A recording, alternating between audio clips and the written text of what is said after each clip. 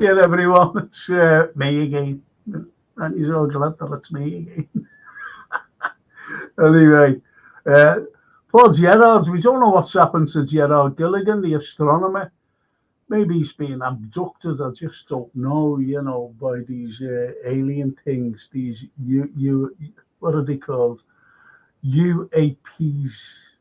UAPs. Anyway, I just want to thank Gap Painting Services for for sponsoring the Frank Carlyle Show, because these lads, first class. They're not only first class, but they just do the job. They're in, they're out. Everything about them is first class, as I said. Fully time served, fully insured, fully everything. These lads, they're in, they're out. Brilliant.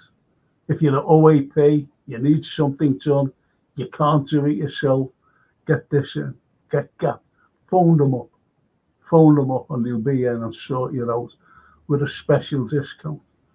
Also, if you're an NHS worker, please get them in, because you get a special discount too, because these people, Gap Painting Services, look after you. And if you've got any commercial property, get them in. Again, they're absolutely brilliant. So just get Gap Painting Services in, and you can always find the phone number to direct contact. Anyway, I'm just going to bring my little friend. He just sits there, all nice, he's just sitting there waiting for it to be brought on. And he's such a brilliant fella, brilliant artist. But honestly, this fella, I just love the bones of him. Love his wife as well. I don't mean like love his wife, like, you know what I mean. So you can't say things like that, because you dig yourself at all. And people go, oh, hang on a minute, this fella loves his mate's wife. No, he knows what I mean. I hope so. But anyway, I'm going to bring him in right now. And there's the lovely man himself, international artist, and loves his history, by the way. And it's Anthony Brown. Hello, Anthony. Good evening, Frank. Good evening, guys. Good evening, all. It's strange, isn't it? When you say you love someone and it comes out as though, oh, well, hang on a minute. I love his wife as well. But anyway, you know what I mean, don't you? Well, we love you too, Frank. Yes, of course. I'm just going to go on. I'm sorry. About Gerard. Hopefully he gets the next moon shuttle back for next time, yeah? Maybe. Or the aliens might just say, sod him. He's on the Carlyle Show. That's you bringing it all up with the photographs and the, Well, the thing is, as well, tonight, if he's not coming back on, or if we can't get him, something might have happened. We just don't know. Yeah, no. We'll just do all history rather than just the history in the second half. So tonight will be all history. I'll put a few pictures up.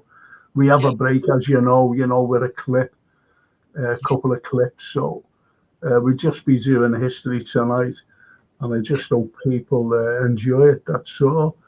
And Daryl Merry, Frankie, Lynn Ellis, even if Frank Opal's with, yes, Lynn, thank you.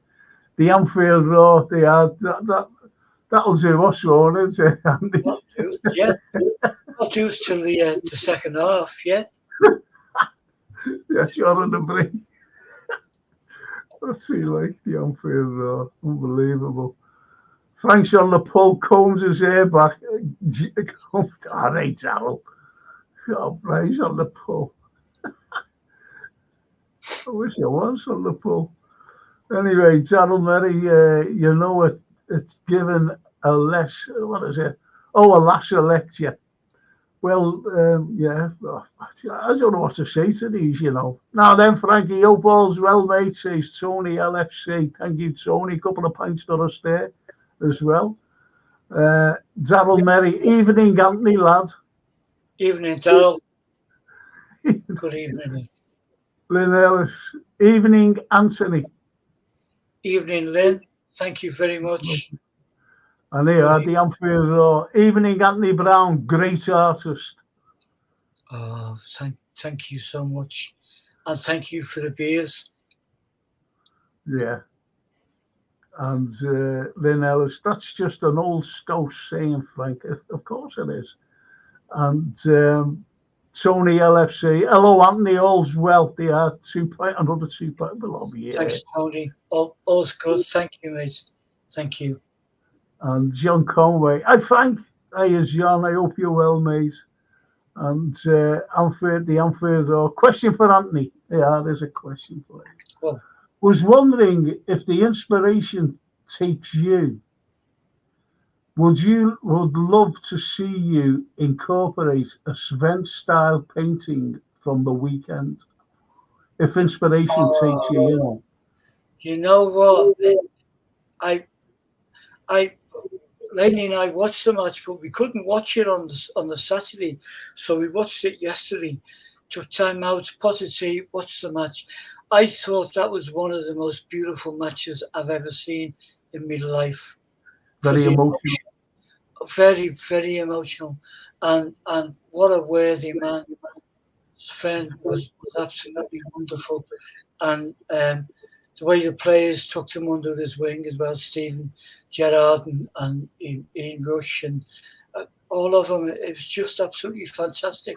And I did take a series of photographs of the screen shots as the match was going on, because there's some wonderful moments. Oh, yeah. One thing I've been asked to do over the past kind of 8 to 10 months was apparently every football club in the league has got a print of Lowry's going to the match in the either the boardroom or whatever it is. So I was asked to do a copy of that particular painting for a friend, and watching the match yesterday and some of the shots we took of Anfield's ground and the fans going in, I thought, you know what, I'm not going to paint Lowry's going to the match. We'll paint going to Anfield. So that's your inspiration, is what Anfield Roar said, you know, if you go by inspiration. Yeah, it was. It was a really powerful game and time to watch. Yeah, really was. And there was a powerful message, wasn't it, given out as well, you know, for the foundation. Yes. And everybody seemed to enjoy it. Everybody. Yes. And Sven, you know, the unfortunate thing about that is, you know, with his treatments and everything, it didn't look like Sven from when we knew him, if you know what I mean. Yeah. But nevertheless, he was such a thorough gentleman. Absolutely gentleman. I mean, I can't remember how long ago it was since I saw him on a pitch. But obviously we see him in the news and stuff. And I guess the angle is to not think of the sadness, but just think, because none of us know the moment we're all gonna go. So we like to think that the moment before we go, we're doing something wonderful and happy, and you can't get more joyous than that, can you? That match was just phenomenal. Yeah. Do you know what? That's lovely. That, as Lynn says here, Shaw was very emotional, and fans gave a roaring welcome to Sven. Oh, yes. And when the fans started singing, and Jerry, the good sound of Jerry singing, you know, You Never Walk Alone, and you could just see the emotion in his face then. Do you know what I noticed as well when they were singing You Never Walk Alone? Do you know when the camera goes along the players? Yeah. You see the old Liverpool players, they're all standing there, and you could see the pride. You could Yes. see them, remembering, reminiscing about when we were singing "You Never Walk Alone" as they were lining up to kick off a match, if you know what Yeah. I mean. Yeah.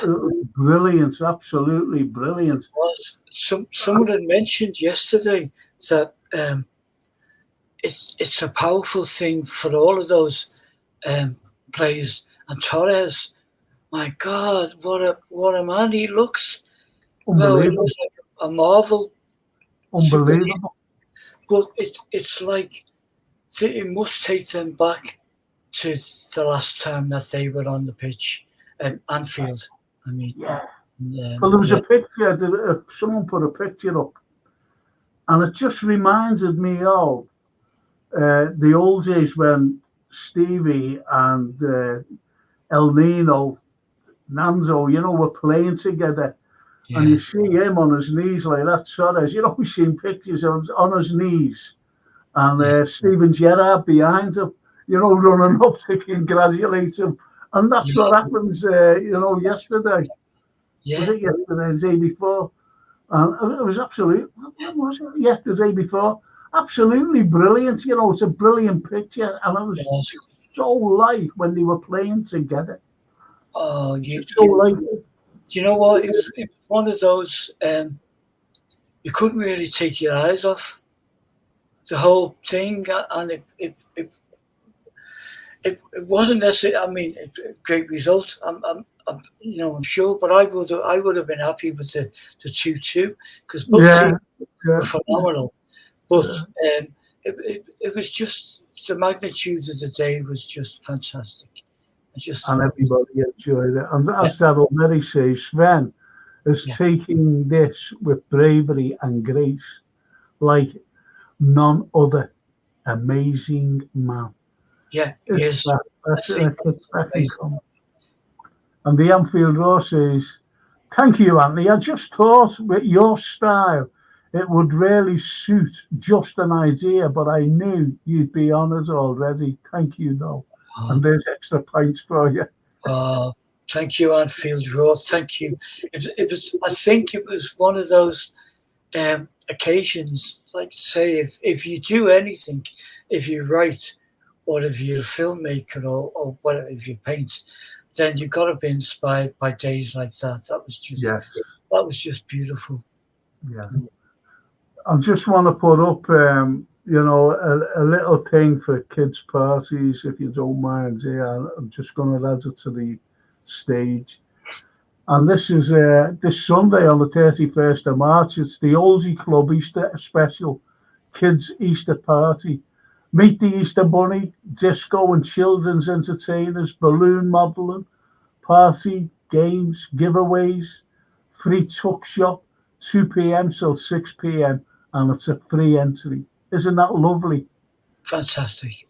And you know what? All year round, they collect money and they put on little Christmas parties. They put on little Easter parties for kids. Free entry. You see what I mean? Party, games, giveaways, free tuck shop. I Yeah, think that's brilliant, So it if is. you want to like bring your kids along, for to play and everything else, just for a couple of hours, there you go, and giveaways, party games, free tuck shop. You can't ask for better than that. And I love things like this. I really do. Honestly, I do. And that's the oldie. That's up in. Where is it? Is it Old Rome? Isn't it? It's Old Rome that way. Anyway, I'll go back to it. I'll get the address here. Who's getting mixed up? Oh, it doesn't say that, mad. But anyway, it's the Old Rome way. The people will know where it is, the oldie. And Spring Fun Day, Sunday, 7th of April at 1 till 3. And it's the Shiloh and Horse and Pony Sanctuary. Join in our Easter egg hunt. fun, games, pony rides, homemade cakes, refreshments, crafts and goodies. Meet the horses and ponies. And that's it's Buckley Hill Lane, Taunton, near the fire station. And it's adults 50p and kids 25p. You know, if you've got your little daughter or your little son, what is it, 75p? 75p to get in for all these things. You know, I think it's great, you know, what they're doing, especially in these bloody times, what's going on in the world today, if you know Absolutely. what I mean. Yeah. And, you know, I think it's wonderful, I really do. And that's Jason's daughter. She rides the horses and the ponies, Oh, little Layla. So that's why he's putting us up there. I think it'll be great. Meet the horses. You know, get on the ponies, you know, obviously, and have a little ride. You'll be guided, obviously. You know, so it'll be fantastic for the kids to feel the horse or the pony, you know, just going around. Absolutely brilliant. It really is. I think it'll be fantastic tales. And the thing at the oldie. And the Swinging 60s event, this is coming on. And my sponsor, actually, Andy Gamble, you know, Gap Painting Services, yeah. he's coming on in the next week or two to talk about That's the 60s show. And that'll be absolutely fantastic, that. And it's coming soon to a venue near you. That'll be good. That'll be excellent. That. Yeah. Might go along to that myself, as long as you can just sit there. You know what I mean? But I love the 60s music, as you do, Anthony, as you do. Thanks. And the further away we get from the 60s, the more we appreciate how fantastic the music was. You know, the whole thing. Yeah. And we have the football show tomorrow night and on Thursday night, which should be fun. Be a good one. Should be fun. You're talking about the match tomorrow. Yeah, we'll be talking about everything. We'll be talking about, you know, who do you think's going to take over, you know, as manager I'm talking about. Yeah. Because the betting seems to fluctuate between 2 or 3 managers, you know. 2 Yeah. or 3. I Do you want know to what? go on. Out of what we saw at the footage of the, because we watched the match through LFC's own site, and in the build up to the match, there was a few wonderful segments of film, and one of them was when Sven met Jürgen, which apparently is the first time they've met, and Sven did this bow to him, like, you know, passing the baton. But I took it as, you know, maestro thing, very, very appreciative, very respectful, and I thought, yeah, that's the way it goes. It's not only that though, Anthony. It was, he said to him, didn't he? Or I don't know whether he said to him or he said to the press, I don't understand why he's leaving. He's got everything here. You know, that included the fans, that included everybody. But we know what, you know, we know it's more deeper than what we think it is. And Gary Rigby, evening Frank, Anthony, and viewers. Sounds like Benny Hill. Evening viewers. Remember Benny Hill. Evening viewers. And as Lynn says, looks a fantastic show. I think they all do, you know, whether you're a parent and you want to bring your kids to any of those, like the horse show, for example, like up at the oldie, you know, for these things, and a free tuck shop as well. And also the 60s show, I think it'll be fantastic. All of them, fantastic, yeah. Absolutely. So anyway, I'm gonna show you a picture. All right. Yeah. Anthony, you don't mind, do you? As if. It's a profile picture of me. And I think I look lovely on it, because I had all the makeup put on, Oh, yeah, the Botox in the thing, a little yeah. chin tuck. Behave yourself. Bit like Sophia Loren with a beard. Gonna show this. Look at this. Wow. And that was the construction of Wellington's column. That's beautiful. Isn't it just? Isn't that just wonderful piece of work? And etching. Yes. Now the thing is as well, what I'm going to show you, I want you to look carefully. If you look to the left of the column, right? Yeah. You see arches. Can you see the arches? Yes. Right, see the arches. Well, those arches was a colonnade, just a colonnade. It had no top or anything, covering it. It was just a colonnade, a Greek colonnade at that as well, with Corinthian columns.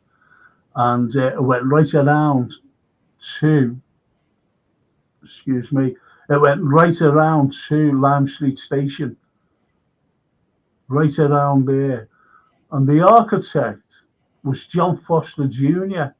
And those arches that we see today in Lime Street Station, when you're going in there or coming out, they were put up in 1836. If you can think about it, 1836. And they came right around to there, where them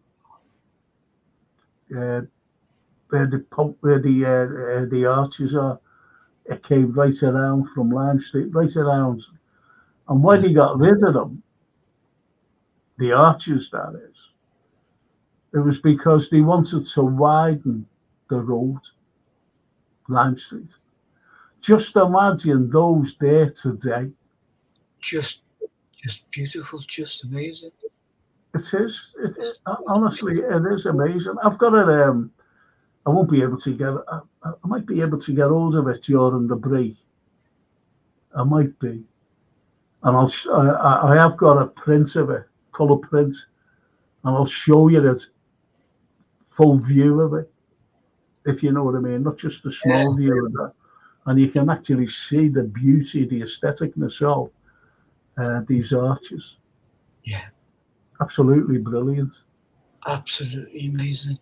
And as we talked about before, kind of the base of the tower, the monument, is kind of my favourite angle of the city, really.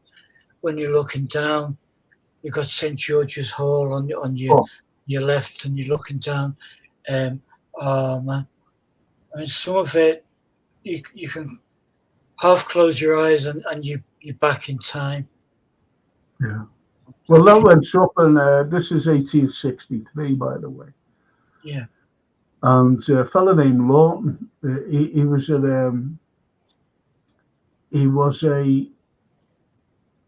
where did he come from? Edinburgh. He was an Edinburgh architect. Yeah. But anyway, he designed that, he built that, and the statue, which is one of my favourite pieces of history about Liverpool. It really is. And I tell people now, when I'm out, because the statue itself of Wellington, and as the crow flies, he's looking towards Waterloo, because people often ask me, when I'm looking up at it, in the flesh, so to speak. And they say, why isn't he looking into the city centre? I said, because they moved it so that he's looking over as the crow flies to Waterloo. You see, and it's actually made from the French cannons captured at Waterloo. Yeah. Melted down, and then the statue is made from. Yeah. Isn't that fantastic? That is what a brilliant piece of history it is. Yeah. And shows the things on the sides, like at the bottom there, the base, you see these plaques, don't you, of soldiers and things. And not Yeah. many people look at that, but they're made from the French cannons as well. Wow. Just beautiful. The fastest milk cart in the West. You know what I mean? Leave them viewers. Yes. But yeah, look, here's something here. Look, Gary says, ever been up Wellington's column, Frank? Yes, I have. I have. It is an outside broadcast there, Gary. Me and Tony Snell. And we were alive. It was a live broadcast. You know, he said, look, we'll do a live broadcast next week because I got permission, you know, to get up there. And anyway, we went, so we was outside, and he's saying, you know, at the bottom of it, the base, he said, we're going to play a record or two because Frank and I are going up the column and we're going to, you know, see what's up there and, you know, look out and see what. Anyway, he said, so it's all right. See you in a couple of minutes. Now, Tony, he's a very fit fella. He played football 3 times a week, you know, 5-a-side, so he's very fit. Anyway, Tony went up. Frank was following him, going up like this. Very small steps, spiral staircase, stone spiral staircase, by the way. And he's going up. And when I got there, the 2 doors at the top was open. And he went, and there's Frank. But there was an engineer with us, you know, he did all that. He opens everything up. And he said, and there's Frank. And Frank, what are we actually looking at, Frank? And Frank went,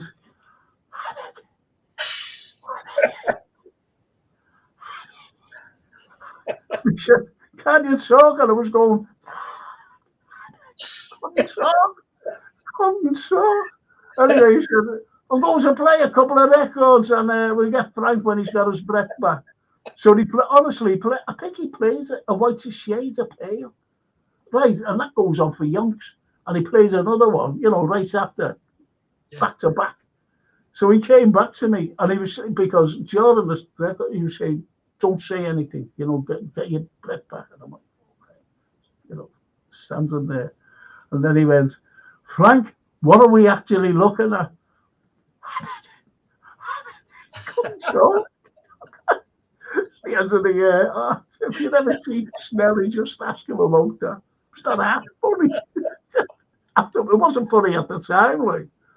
But anyway, you know, it's so Gary. Yes, I've been up there, and I'm feeling. How do you do, mate?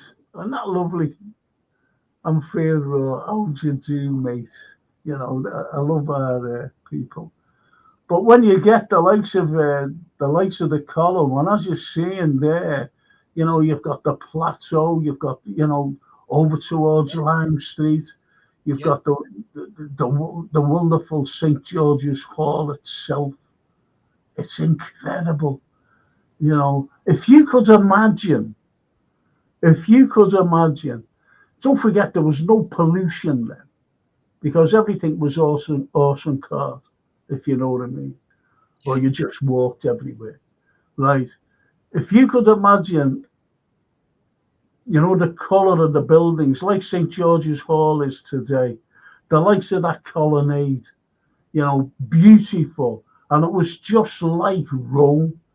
This is what it's all about, you know, the neoclassical buildings that's in place today. And this particular column, you know, because you have Trajan's column, you have other columns, you know, great emperors like Marcus Aurelius, you know, these great columns that you see out and about in Rome. And this is what this is all about. You know, one of our heroes, which was Wellington. And, you know, this is what you actually see. Yeah, you get a real sense of that when you look at the whole picture. You get a sense of the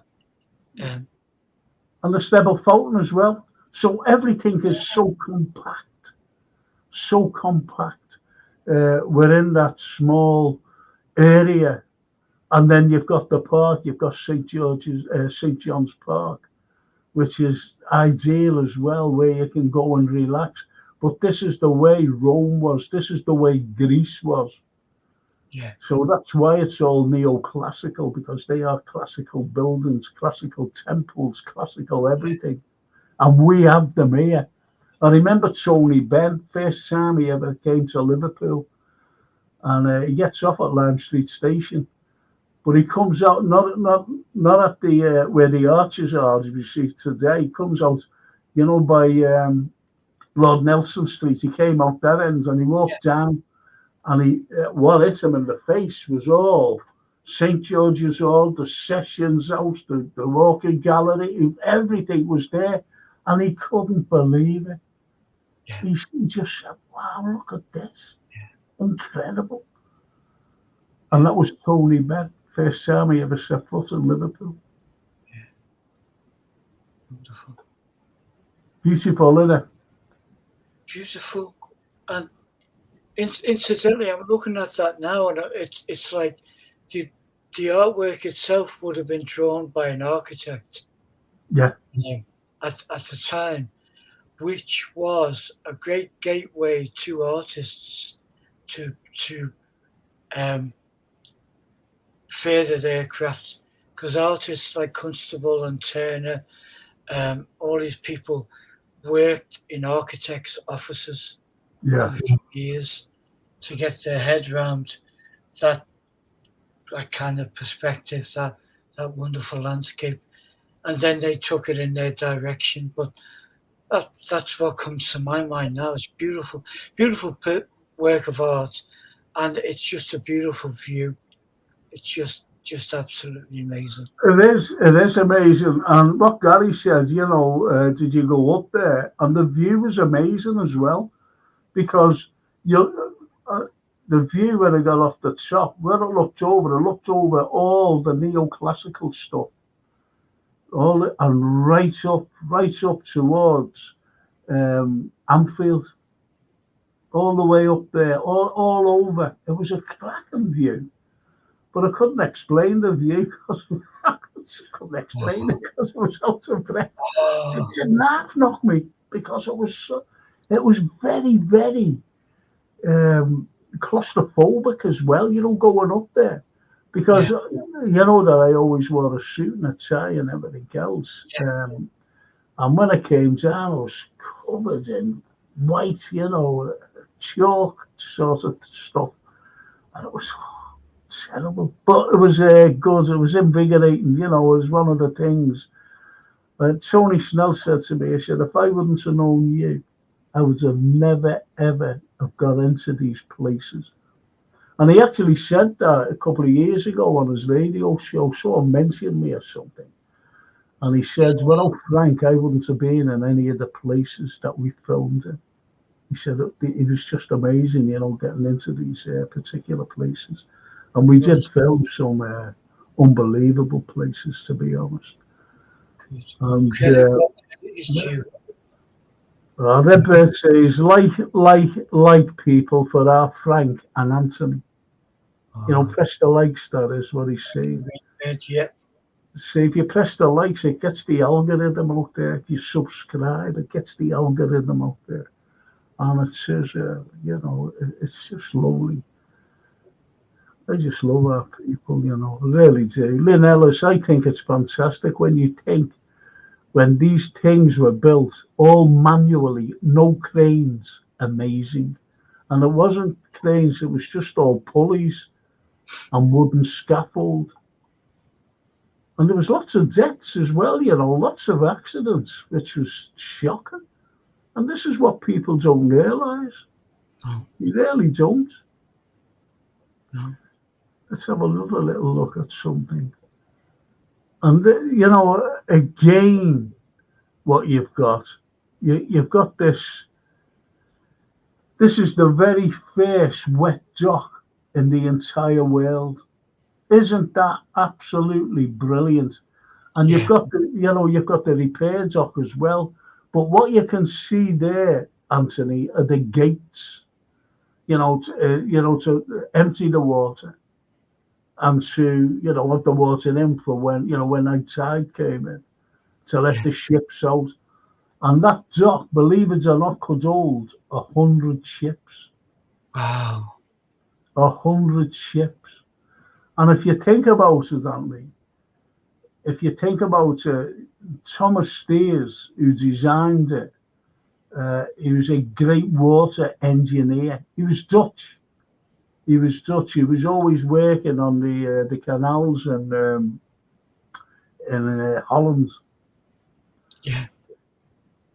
As I said, he was an engineer, water engineer, but he was also a highly professional engineer, highly professional.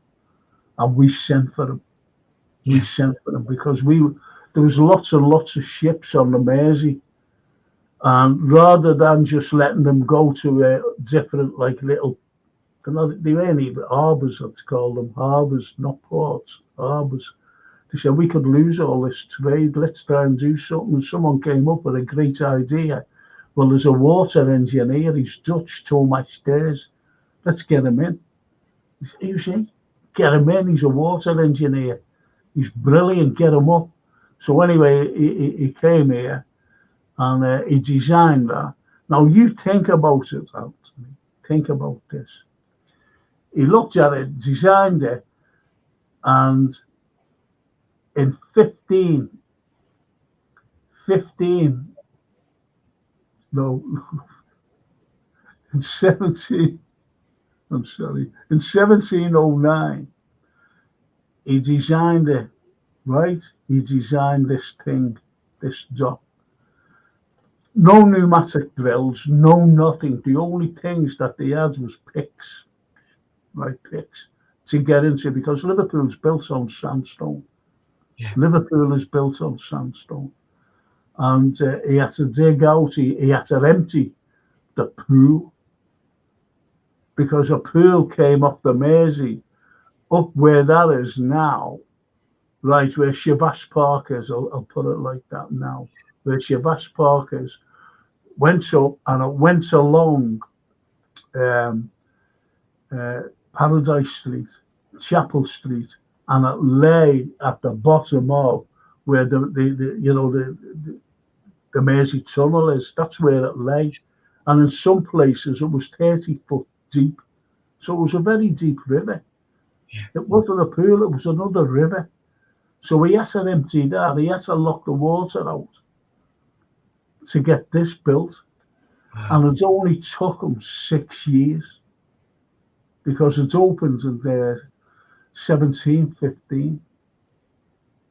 And when you think about it, Anthony, it's an amazing engineering feat. It's the best engineering feat, well, the finest, if you like, of the 18th century, the early part of the 18th century, right through 1715.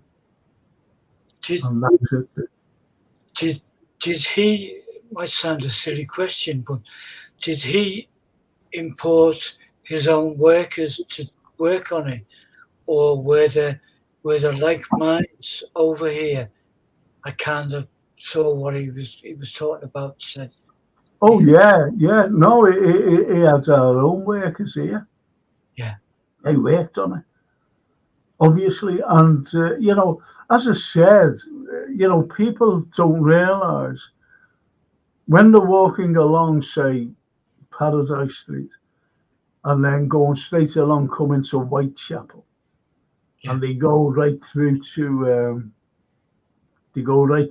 where the Mersey Tunnel is. That's a river. And remember the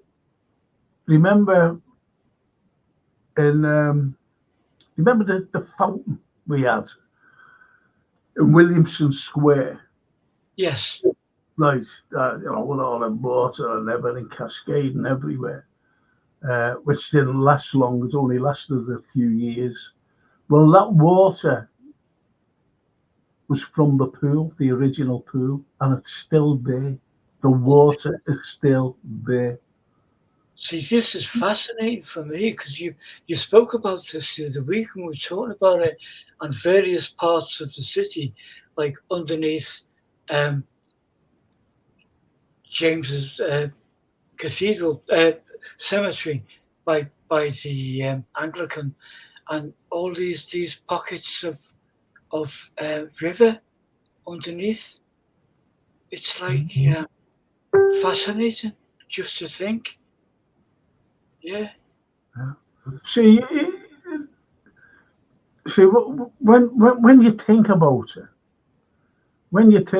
it, and people were asking me about the fountain, and they said, well, "Where did he get the water from?" And when I told them, he went, "Oh, behave." I said, "You know, when they go like, oh, behave, I take no notice then, to say, well, okay, yeah, please yourself." And I said to the council, this is true, this. I said to the council, why don't you put a plaque up, of what the water is? Put a plaque up. And they said, where can we put it?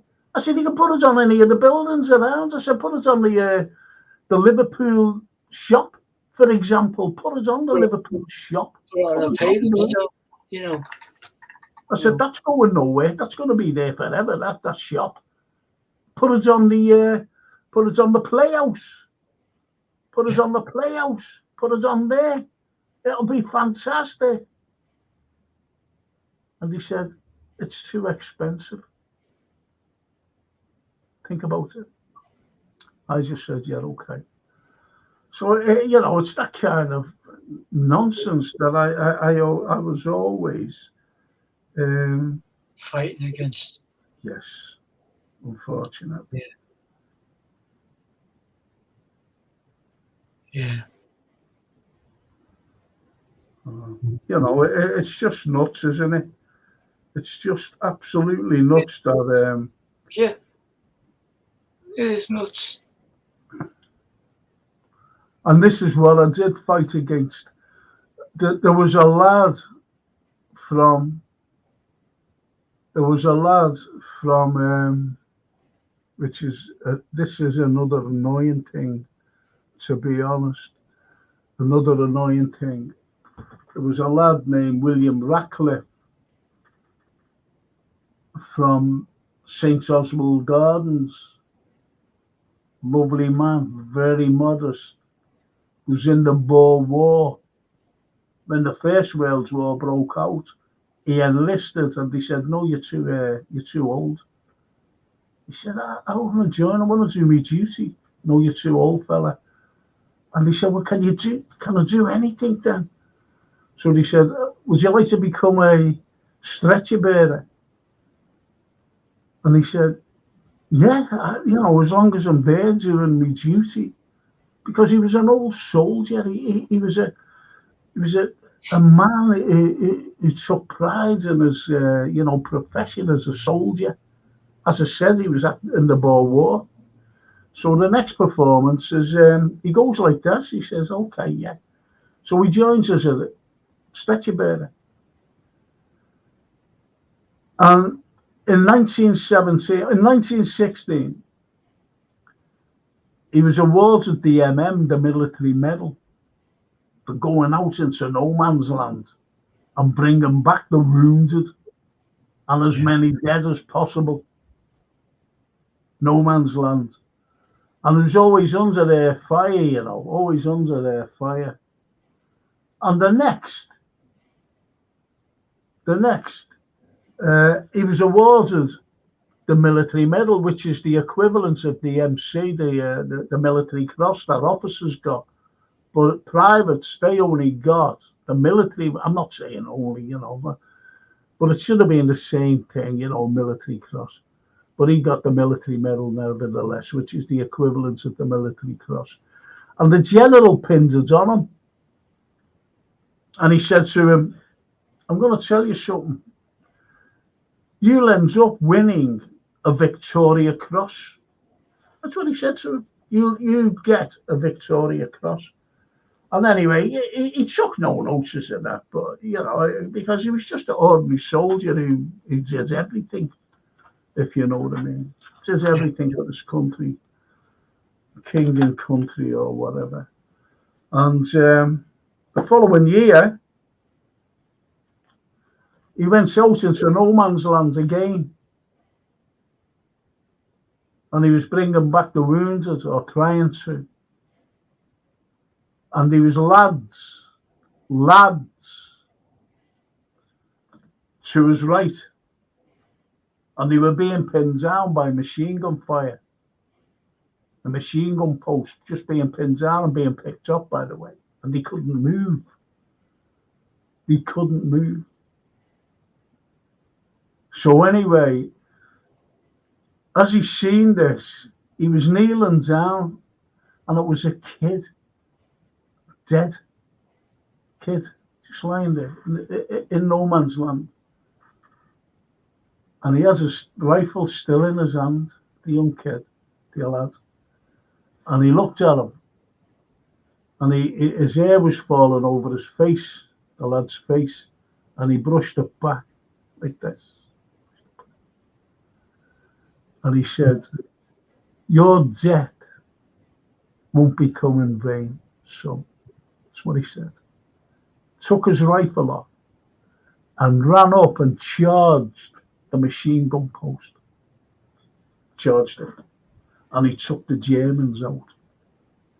And he shouted over to the lads, "Go on, you're all right now. Go ahead, get back to the lines. Get back to your lines. Go on, you're all right." And then he went back to the little, the young lad, the dead young lad, with his rifle, put him on a stretcher, and brought him back with his rifle. He was awarded the Victoria Cross. I'll take it out. He was awarded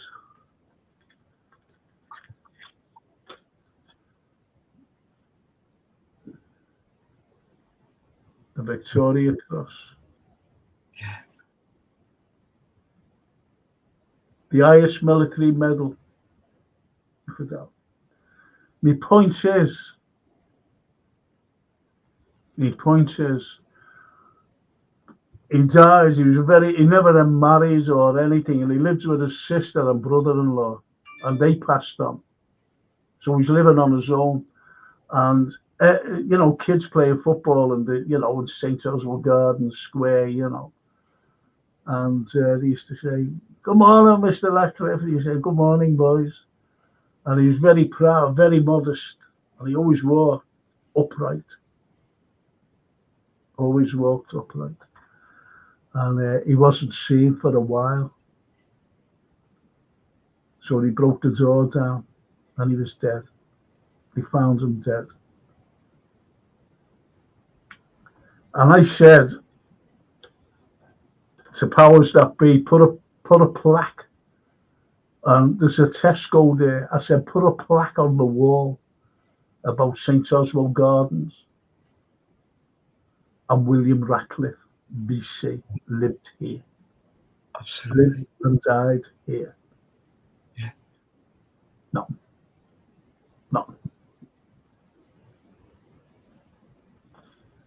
It's the way it is.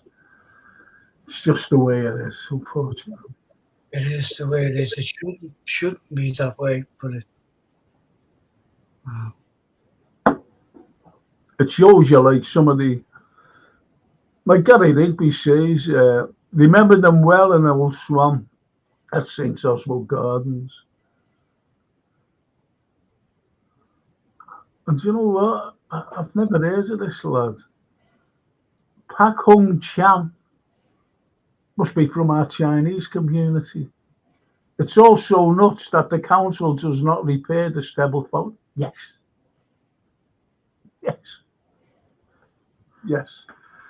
Believe it or not, Pak, that used to be my playground there, because I grew up in Gerard Gardens, and the likes of the Stebble Fountain, St. John's Gardens, the steps on St. George's Hall, the steps on the wonderful gallery, the Walker Gallery. And the statues of Raphael and Michelangelo were my playmates, I would say. We used to play on them. So it was a playground for us kids who grew up in the gardens. But you're right, you're so right, you know. But with the way we look after them now, should be maintained to the highest. Do you know what? Do you know the library? You know the library there, Yeah. right? And it goes round like this. And it's actually Cornelius Sherlock was the architect. And around there was statues, and people forget about these statues. They were in things, you know, going around. And people forget about them. And it's only what Paco Chalice said, you know, it's nuts that the council do not repair, right? What we had CCTV, and those statues were destroyed by drunken students. And they never ever got caught. Destroyed, smashed up by drunken yobs, students they were. And, you know, to identify them, they weren't working. Never forget. Never forget.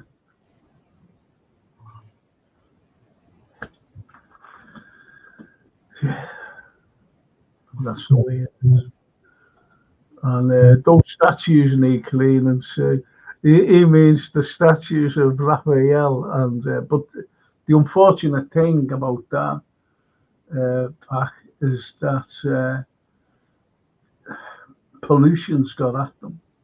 But you're right, and they can be cleaned up. They can be restored. Because if you go down to exchange flags and you see, Nelson's monument, that was cleaned up, repaired, restored. That could last another 1,000 years. That's what they said. And who had that done was Bill Davis. Do you ever remember he gave up in the end? The council were after him all the time because he owned the land on Shabas Park. That's right. That's what I remember. Yeah, yeah.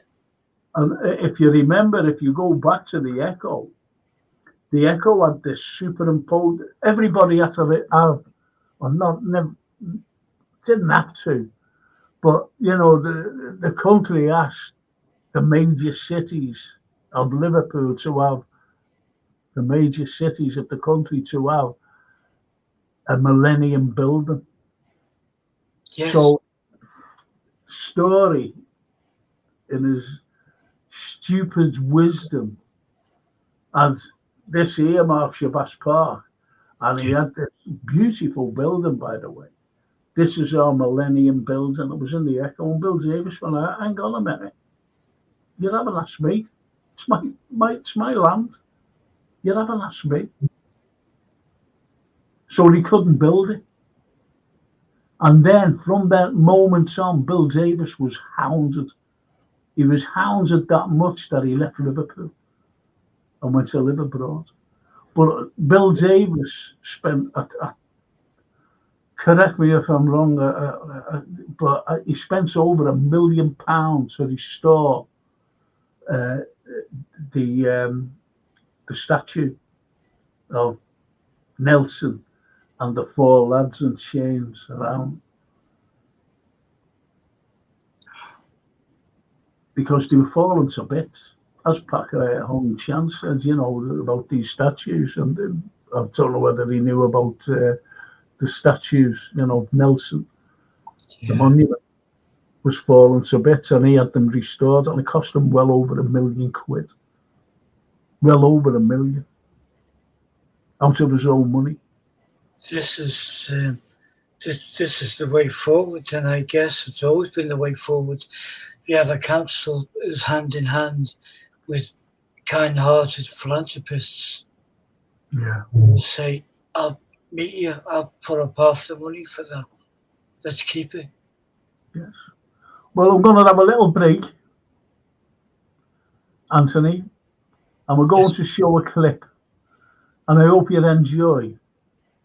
Ian McHale, evening, gents. Evening, Ian. So where's the clip?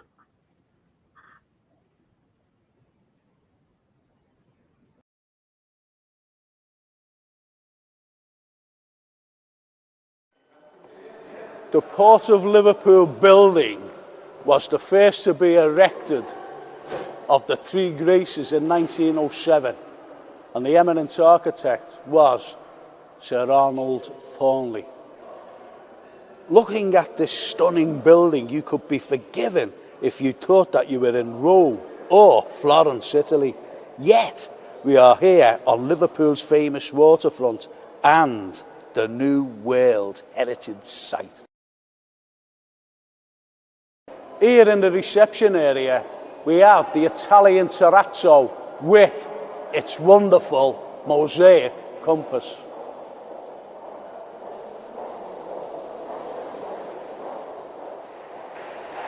The Port of Liverpool building is mainly used for offices, and you can imagine the thousands of feet crossing over. Yet, very few know of the terrazzo and the compass's history.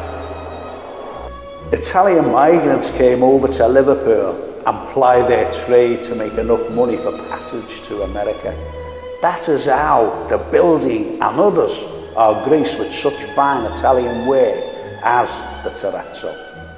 Do we know the names of any of these talented men who laid the fabulous floor? You won't find them on a roll of honour, but you will find them tucked away in the terrazzo floor itself.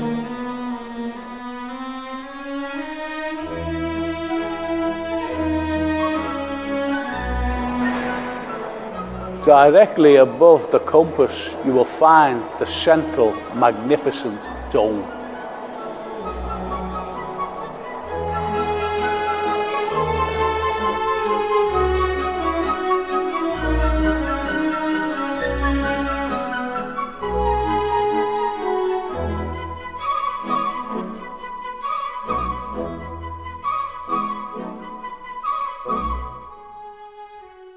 Behind this unassuming door is a perfect example of Liverpool's architecture, unseen.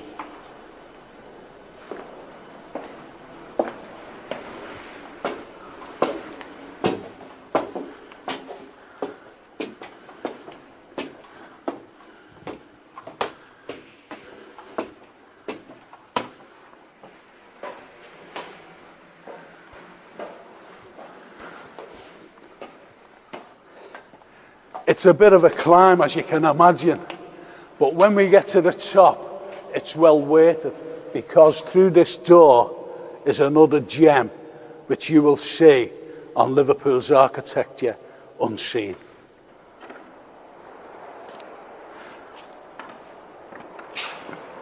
We are now in the inner dome, and I'm sorry to keep it in the dark, because a matter of 60 years ago, we had a little Wales War, and it's been blacked out ever since.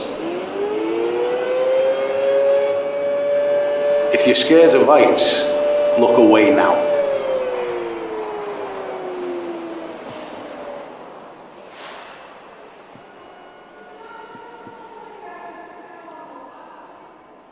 Luckily enough, through restoration, the dome will be back to its former glory, and that means lighter shades like pastels, cream, where from ground level and even right up here in the heart of the dome, you'll be able to see the wonderful friezes and covings. During the Second World War, and in particular the May Blitz of 1941, the vibrations of the bombs damaged the structure of the central dome. The iron girders that you can see were cemented and bricked in after the war to stabilise the dome itself in case it toppled over.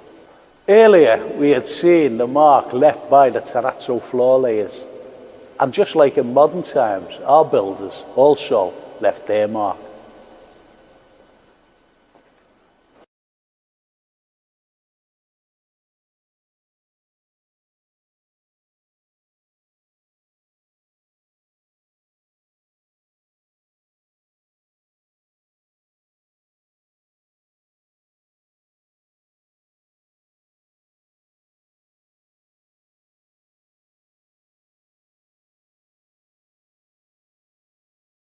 This is the pinnacle of the Port of Liverpool building, a part of Liverpool's architecture unseen.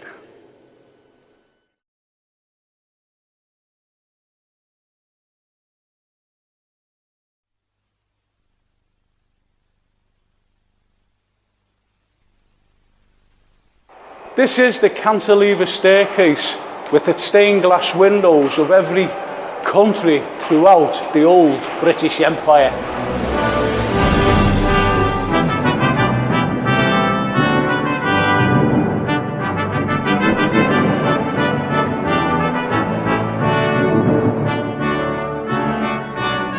Everything in the building has a nautical theme, right down to the lamp standards, as you can see, the dolphins. So the next time you walk through the Port of Liverpool, you'll be able to see some of the wonders for yourself of this magnificent building.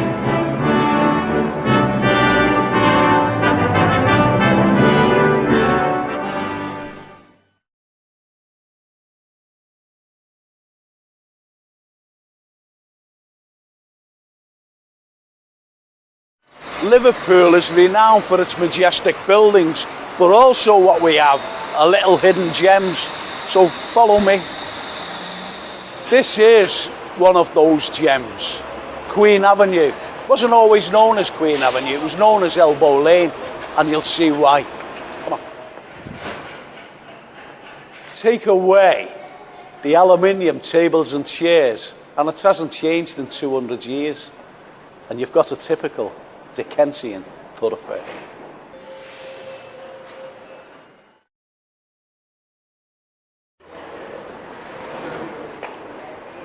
It's obvious why it's called Elbow Lane, because of the shape.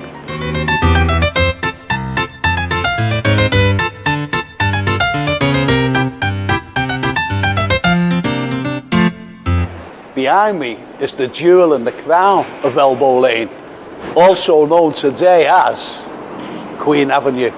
Queen Avenue was completed in 1839 and designed by Samuel Rowland a year after Queen Victoria's coronation. History has seen many natural disasters, and none more so than the 1906 San Francisco earthquake. Queen's Insurance here in Liverpool did not shirk their responsibility. They paid out immediately, and they were the only insurers to do so.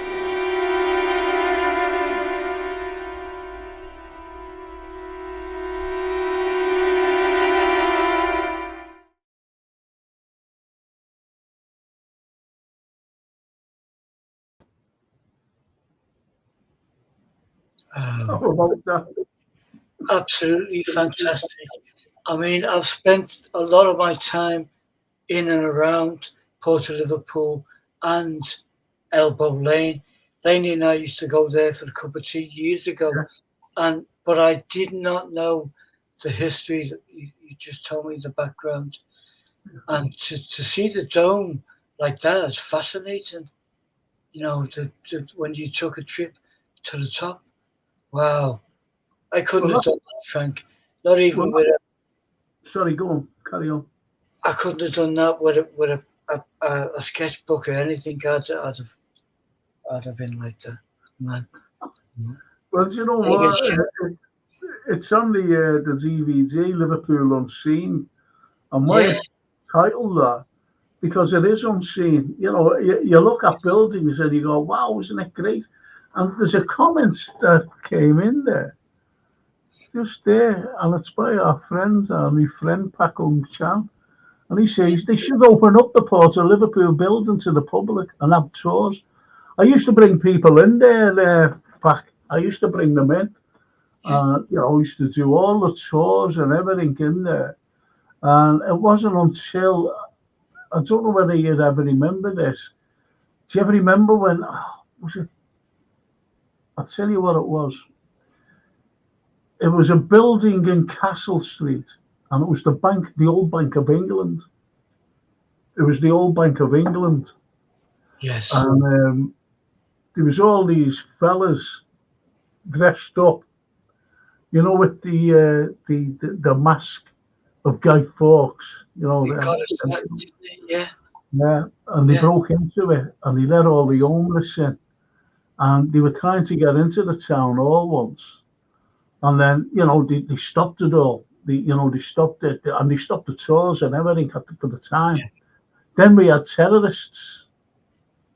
They were going around. I'll never forget 7/7 and the terrorist attack in London. And That's people right. were killed, and it was shocking. Yeah. It was shocking. So Yeah. they went like that. We can't open. Well, the government says, don't open public buildings because they'll go in, they blow it up. Yeah. So that was it, and that's the unfortunate thing. Then, with a few other things, which. And then it was sold, wasn't it? Port of Liverpool was then sold to the new owner. That's right. So they stopped the public from going in. Yeah. And I knew the lads on the, the desk and that, they were all right. I used to just go in and show them the mosaic floor and the staircase and everything else. But I used to bring them into the dome, smaller groups. I used to bring them in there. I used to get permission to bring them in. They couldn't believe it. Yeah. But I used to go everywhere. I used to get into all these wonderful places. But now it's with security and everything else. And one of the great buildings to go in was Martin's Bank. Yeah. Absolutely amazing. I actually took 11. There was 11 of them, and they were astrophysicists. And I brought them in to Martin's Bank, and they were amazed. And then we went up, and I said, I'm going to show you something here. And these are astrophysicists. And I brought them up to the boardroom, and there's a window in the boardroom, and I had the curtains closed deliberate, because I had them waiting outside. I closed the curtains because the curtains were open. And I said, I'm going to show you something here, lads. And I had them right down at the bottom of the boardroom. And then I opened them up. I said, walk slowly. And I keep looking at the window, because in the window, when you first open it up, you see the town hall, the statue on the top of the town hall of Minerva. You see here, and it's huge. It's huge, in the window. But I said to them, now walk up slowly, keep looking at the statue. And as they were walking up, honestly, it was like that. When you open the curtains, the statue, as you're looking at through the window. And as they were walking up, it started to go further and further and further away. And they couldn't really get the mind. They couldn't work it out how it happened. They said, this is fantastic. And they said, can you do that again? So they all went down. Honestly, they all went down to the bottom and closed the curtains.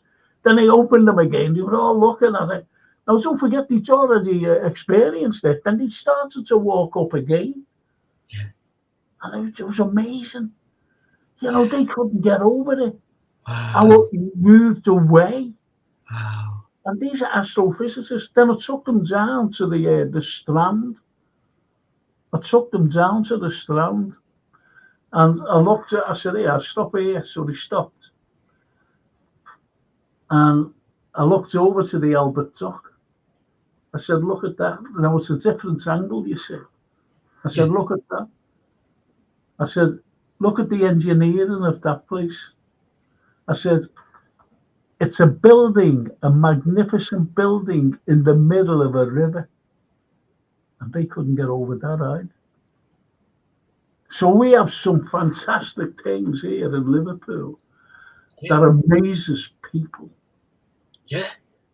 Amazing. You've got to look at them, Anthony, in a different light, a different angle, or a different whatever. I'd love to have been with you on that day when you you were at St Martin's.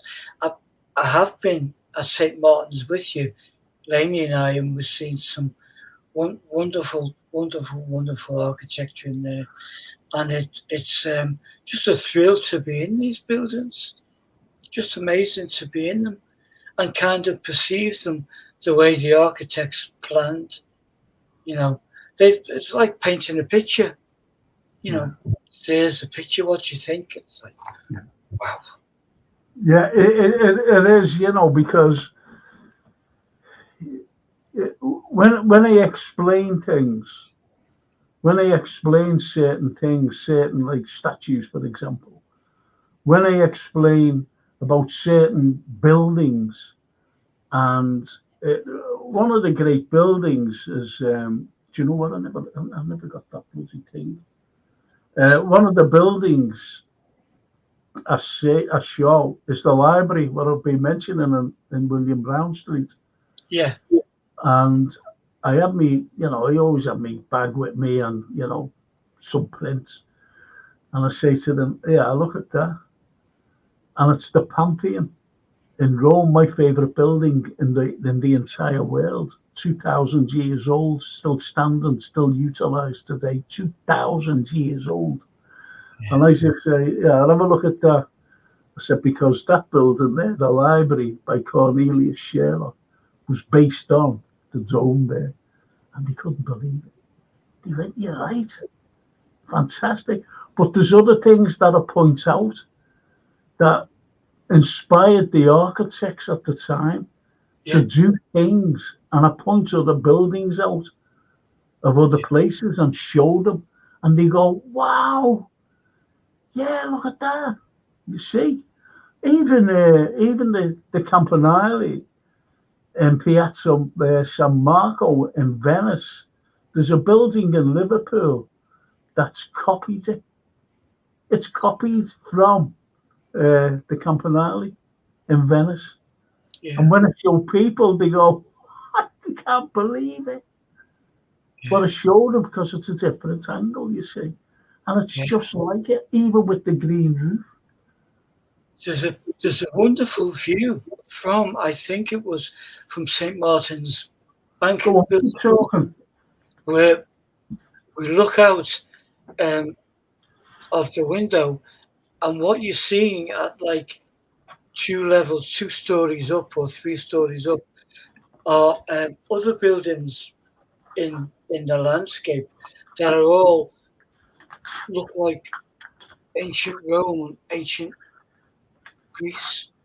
Yeah, beautiful pillars and stuff, and that's stuff that you wouldn't necessarily see from the ground floor, from pavement, and it was just phenomenal.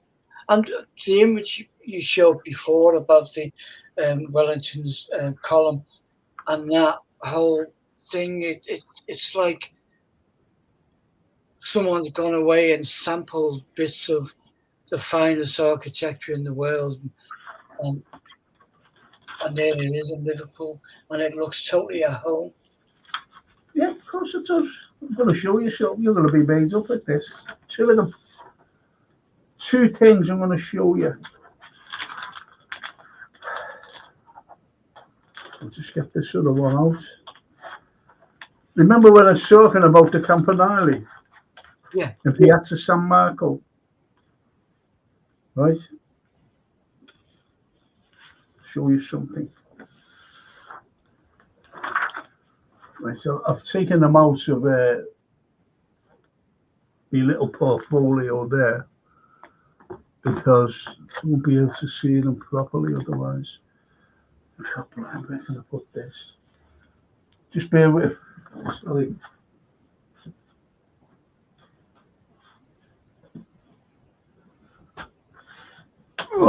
Right, I'm going to show you. Remember the.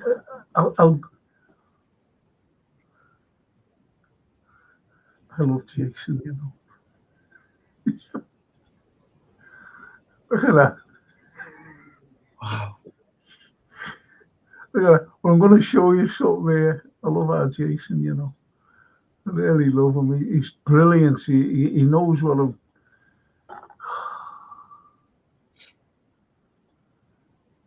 There's the Campanile. Wow. And there's, where did it go? Oh, gee. Well, anyway, I'm sorry, that's the Pantheon, which is based on, you know, the library in William Brown Street. And this, yeah, look, see what I mean? Yeah. That's what it's based on. That's what it's based on. But look at this. Remember the, let's see if we can get it up. Right. Yeah. See that? Remember the columns? Yes. The colonnade? Yes. Looking on now. Hang on. I'll take it off. Oh. There it is. Wow. How's that? That's just stunning. Just beautiful. And he pulled it down. He pulled it down, Anthony. Now, remember us talking about the Campanile in Piazza San Marco, and there's one here. Yeah. And he's my favourite art deco architect, Herbert J. Rouse. He loved the Campanile. He loved it. And he said, I'm going to incorporate that in a building. And he was building in Church Street, not Church Street, Lord Street. And he went, I'm going to incorporate that somehow. And look, I'm going to show you the Campanile first, right? Just going to show you the Campanile if you're not familiar. Right, that's the Campanile, right? Yeah. And it has got a green roof, by the way, okay? Yeah. Look at it carefully. Do you see the little windows and everything else? Yeah. Pure Venetian. I'll get onto this. You're going to love this, aren't you? You are going to love this.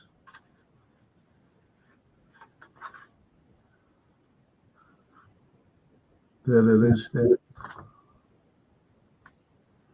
See there? Oh, it's got the green roof on. Believe it or not, it's got the green roof on. And he incorporated there. Isn't that brilliant? Well, it's brilliant. That's the Campanile. That's and the same stone as well, by the way, same colour, look.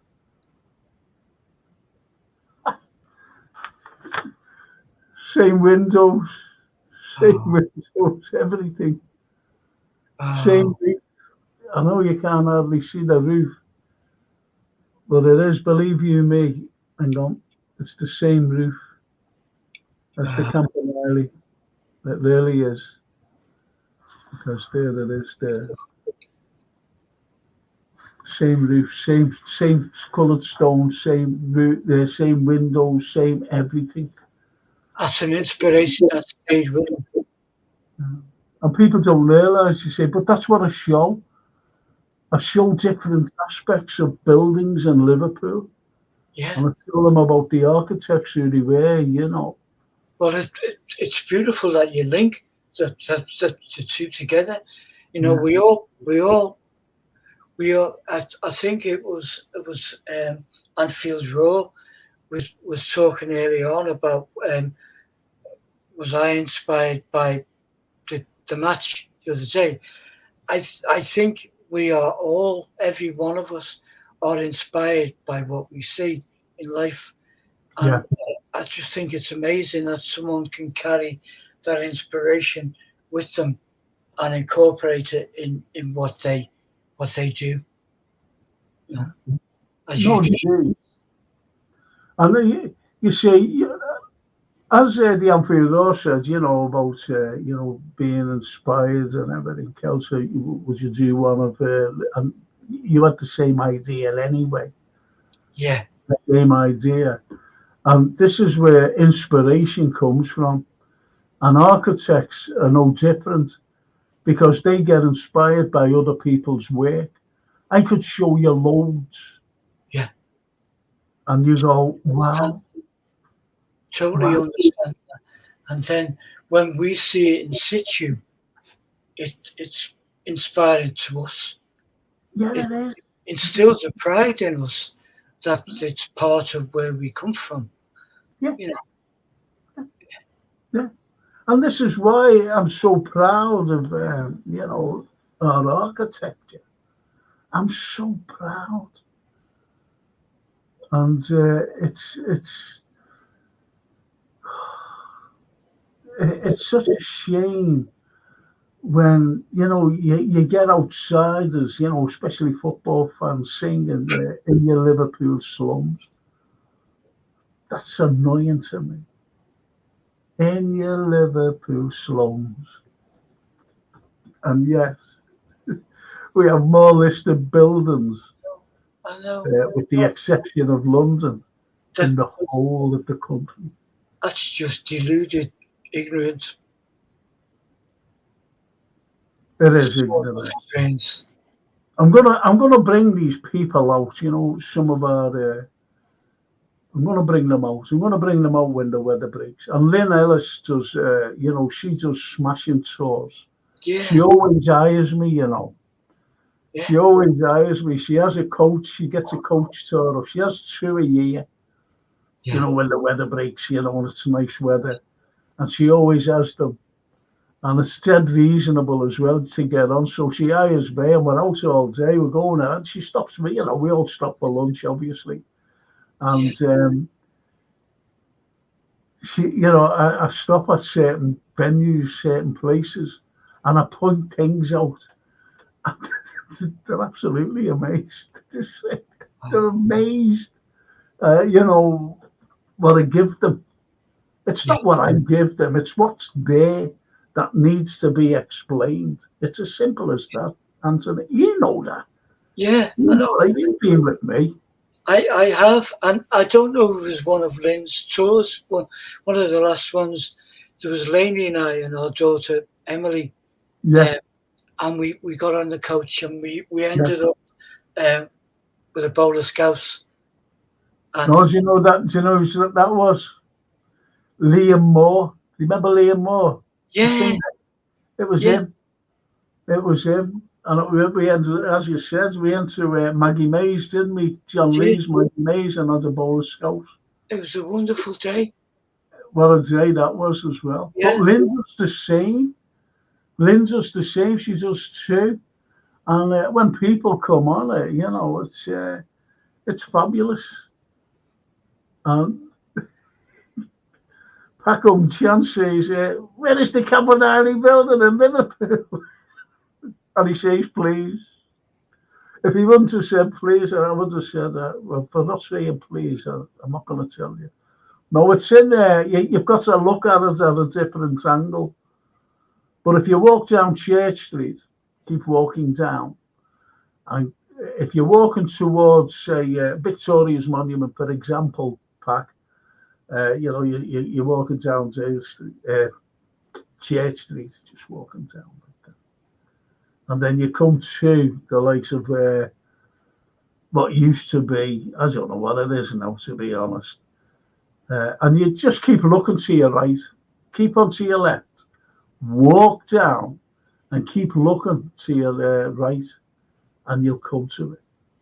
But you have to go to a different angle from what I show to see it in its full potential as the Campanile. So you'll have to come on the tour, Pack. You'll have to come on the tour. And it's good. It's good. So that's it. That's it. And I show it's in Church Street. It's absolutely brilliant. But there are buildings in Church Street that are very inspirational. And I mean inspirational because I show things on there, some of the buildings that you go, wow, I didn't even know that. Wow. That's all they say is, wow, I didn't know that. Because, I can't tell you now because of, if they ever want to go on a little tour with me, that's no problem. I'll show them. It's like Dale Street. You go to Dale Street. Now, Dale Street was named after a dale. It was a dale. And they had to build it up to try to level it off. Did you know that? Yeah. Well, only through yourself when we talked the other week, when we talked about the original streets and the castle. Yeah. Yeah. So if you buy the town hall and you look down, and then you can actually see it dipping, and then it tips again. Because when you walk along Dale Street, you come to the Magistrates Court, and then you go over to, I always forget the name of the pub, next. Oh, forget the name. Oh, God blimey, it came to me then.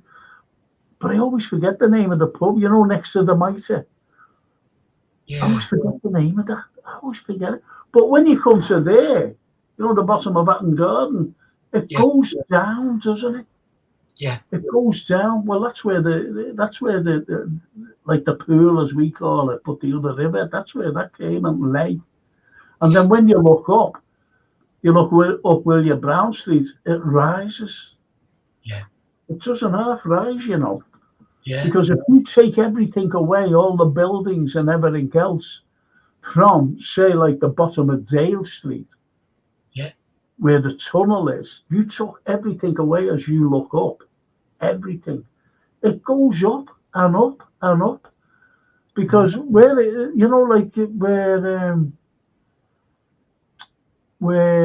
Royal Hospital is, for example, it just rises all the time. It just keeps going up and up. London Road, it just keeps going up and up and up. And then Prescott Road, it keeps going up. Yeah. Liverpool is built on hills. Yeah. You have a similar feeling when you're the other end of Church Street, looking up Bold Street, and you see St. Luke's Church, and then walking up that hike, and then you carry on walking. You're walking up Brownlow Hill. That's all, That's right. That's right. And you look at Brownlow, Brownlow Hill, and it's very steep. It really is steep. And you've got the cathedral, haven't you? The Catholic cathedral on the top of it. And then if you walk along, it still goes up. Yeah. Where the old library used to be, it still goes up. Yeah. Because Liverpool is, it's like that. Do you know if there was a flood, like say like a tsunami or whatever, it would never reach us. It wouldn't go. It couldn't go up. And when you get to Anfield zips. It's incredible. I love Jason, Look at him. There it is. There's the Campanile, look. Oh my gosh. Isn't that fantastic? Absolutely fantastic. He's great, isn't he? It's this as well, when you look at it, just look at that. I'll just take that down, Jay. Can you take that down, Jay, a minute? I don't want to lose it. Right. Now look. See. Yeah. Now look at that carefully. Okay? Yeah. Can you see the green roof on the other one as well? See the green roof?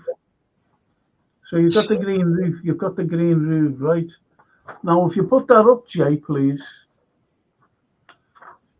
See what I mean about the windows? Yes. The windows. Brilliant, isn't it? Beautiful. The coordination is That's shocking. what we talked about. The shame of it is we talked, oh gosh, must be about 6 months ago, about us humans, pigeons, as in the photograph there. We're all in the rush. We're all going somewhere, and we always look ahead of us or at the shop names, but we never look above. Well, you do, because you're the Yeah, maestro. But you know what I mean. It's and if one thing you're inspiring people now to go around the city and look up. Don't be afraid to look up and see what we've got. yeah, yeah. That's right. Because, but as I said, some people look up, and the unfortunate thing is, Anthony, uh, they don't know what they're looking at, and No. that's where I come into play. Yeah. And this is what you're looking at, and that's when they go, "Wow, didn't even know that, couldn't Well, even visualize that." You see, because they only look at. It's like looking at so. It's like reading. It's like reading, for example. And when you read certain things, you know, there are things that are synonymous to the story or to anything, and people bypass it yeah. until it's explained. And they go, wow, because it gives you the different slant Yes. on it, if you know what I mean, or about the Well, story. that's what we should call your tour then. When you next get on the road with you and Lynn, just call it the Liverpool Wow Tour. That's a Liverpool ones. I think you're right there.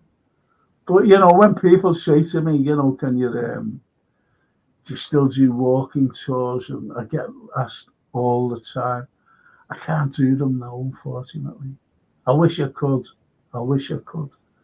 But it has to be the coach, because when I get off, the coach, I can just stand there and just walk a few steps or whatever, and just say this, that, bang, look at this. Rather than, because when I used to walk, as you know, Yeah. Anthony, when I did walking tours, we walked all day, didn't we? We walked around, we walked up, we walked down, we walked flat, on the tour, and it lasted all day. I can't do that no more. I'm, I'm unsustainable, as they say. In other words, I'm empty. You, you're adaptable. So now we've got a Frank on wheels. That's You're great. Frank on wheels. Do you ever remember Nicky Mackay out of Radio Merseyside? Yeah. Yeah. Nicky, little Nicky. So Yeah. I was talking to her one day. She went, "I'd love to go on a tour with you." I said, "Oh, would you?" I said, "Well, I'm not doing one now, because I was going somewhere." And I went like that to her. I said, "Hey, I'll show you something." So I said, "Have you got half an hour?" She said, "Yeah, I'm on my lunch hour." I said, "Well, come on." So I showed her a couple of things. Right, I showed her a couple of things. Yeah. And as we were walking up, I was saying to her, "Now look," I said, "you've only got to keep looking up, at certain things, and something will catch your eye and you'll be made up." So as I'm saying that, right, there's a pavement, so I'm telling her, always a bang. I falls. Nicky's still looking up, walking along. And she "Oh, where are you, Frank?" And Frank was on the deck. So I said, "You're all right?" And I went, "No." Just went bump. Oh, I've done But that. it's fun as well when you're there. It's not just buildings though. It's characters. I give the history about. That's, When you go to Cumberland Street yeah. and you have the post house. Yeah. Now there was me and Freddie O'Connor, and Freddie phoned me up. He said, "Frank, do us a favour, get down here and show you there. They want to pull it down." So I had an input into saving it. Yeah. The post house. Yeah. Because I'm talking to these people. I don't know who the hell they were, because Freddie said, "Can you get down now? Can you get down now?" So I said, "Yeah, okay." So I got down there. And I missed my bloody class. I had to phone the office up and say, "Listen, I won't be able to make it," because they were desperate. So I went down. It was in the morning time, and I was talking to them. I think they were architects and these other people, but wanted to knock it down. And I said, "Do you know the history of this?" I said, "Do you know the history of this?" And they were just standing there. And I said, "Have you ever heard of a fellow by the name of Nathaniel Hawthorne?" And he went, "Oh, who's he?" I said, "Nathaniel Hawthorne." I said, "Nathaniel Hawthorne was a consul for America living here, the consul of Liverpool." I said, and he went like that. He said, "Oh, is that right?" I said, "Yeah, these others." I said, "Not only that, but he wrote one of the most famous books about the Puritans called The Scarlet Letter, the letter A." I said, "It was emblazoned on this lady's dress because she was an adulteress." I said, "A great story." I said, "He used to drink it." And I went, "Have you ever heard of a fellow by the name of Charles Dickens?" And he went, "Yeah, of course we have, Oliver Twist, Christmas Carol." I said, "Yeah, that's right." I said, "He used to drink in it. He had a bevy in it. And who's allegedly to have a drink in here was the fella who wrote Moby Dick." And he went, "Who's?" Anyway, I forgot his name. Yourself? No, I forgot his name. Moby Dick. Melville. I said, "He wrote the book, Moby Dick. He used to drink in here. And then you've got another fella who used to come and have a bevy in here, allegedly. And that was, have you ever heard of this fella, Adolf Hitler?" And he went, "See, go on in." I said, "Yeah, and you want to knock it down? You want to knock it down? Go ahead." Because that's what, half of these people, it's like the collegiate in Shore Street. Now, the collegiate in Shore Street was unbelievable. Yeah. Unbelievable. And Jason, I love Jason, This the post house. Yeah. Yeah. They wanted to knock that down. Think about that, Anthony. Just think about it. I remember the shock when it came out, because at the time we were working on a little studio above a sign maker's, and working on a Sunday, and it came out on the radio. And yeah, I remember it, because I used to, in the 80s, I used to play in there was the Cumberland Tavern, which is a pub almost opposite, a few doors down, and a club called Rudy's. I used to play in both of them, and we used to have a pint wherever we could locally. Yeah, no, I remember that, the abject horror. People say, "You can't knock that down. What are you talking about?"